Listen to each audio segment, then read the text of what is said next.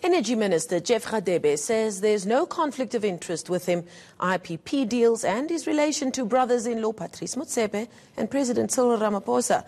Radebe has briefed the media on renewable energy and the need for South Africa to have an energy mix. I have no conflict of interest whatsoever, as it is evident from the report that I've just given you.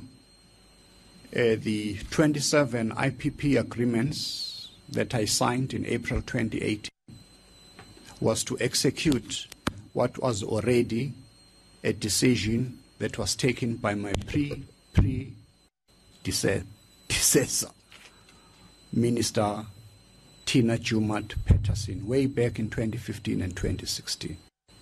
As I understand it, but the IPP office will also allude to that point, because they are the ones who have the information.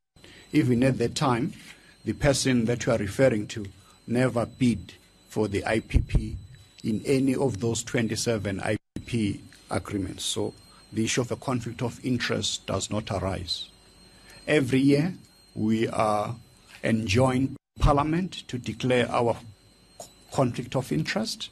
I sign diligently every year. If I have any conflict of interest, I have no conflict of interest. In terms of the cabinet system as well, every year I sign a declaration to the President. I have no conflict of interest whatsoever. Now, reporter Heidi Jokos was at that media briefing and joins me now in the studio. Heidi, thank you so much for coming in. Now, Eskom and South Africa's power woes are very much in the headlines these last few days.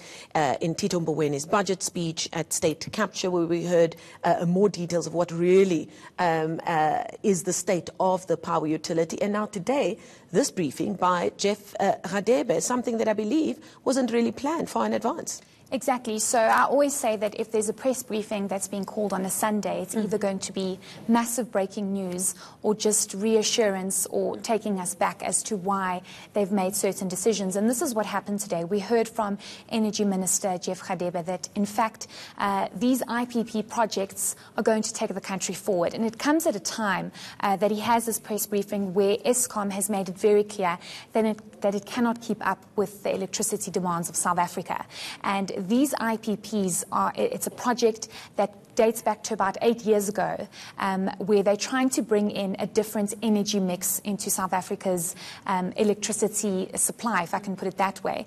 And, I was speaking to experts this morning and basically just trying to understand why there has been so much backlash with the IPPs from unions and NEDLAC, and mainly because they believe it's going to, bring in a lot of job losses for Eskom and so forth. And the reason why IPPs are so vital is because Eskom controls 95% of our electricity demand. It's a monopoly. It's a monopoly. And that's why there needs to be some sort of, new player in the market, which we did hear from the President during his SONA speech, that there needs to be new players. We cannot have all our eggs in one basket. And the government needing to bail out that basket time and time again until they get their ducks in a row, or if they ever get their ducks in a row. And this is what the Energy Minister, elaborated on. And there was nothing new that came out of his media briefing today. He basically just said that we cannot have Eskom being the monopoly. We need to have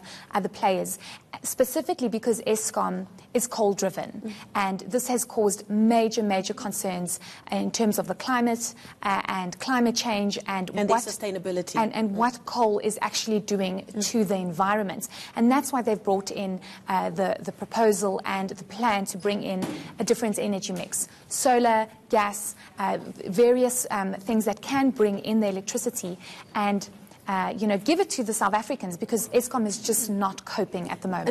Now, as you've just pointed out, that's nothing new. We've heard this repeatedly, in fact, probably for the last few years already.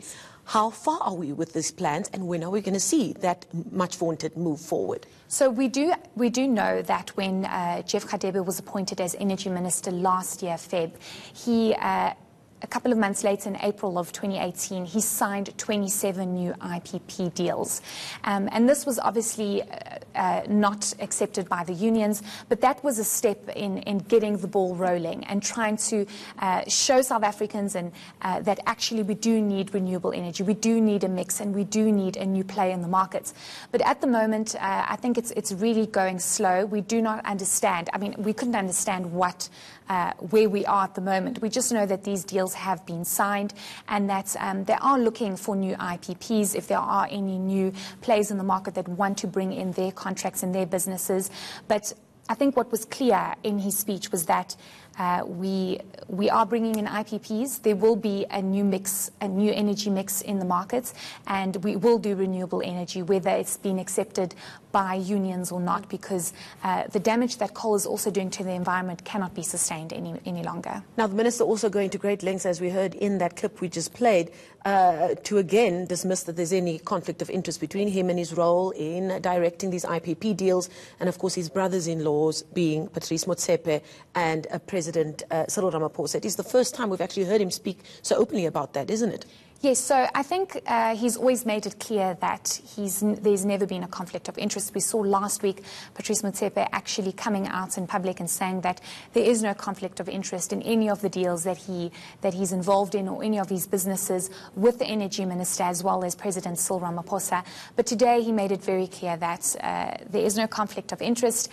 And, you know, there was a lot of backlash when he signed those 27 IPP deals in April of last year, because many believed that this was going to benefit Patrice Motsepe as well as President Cyril Ramaphosa.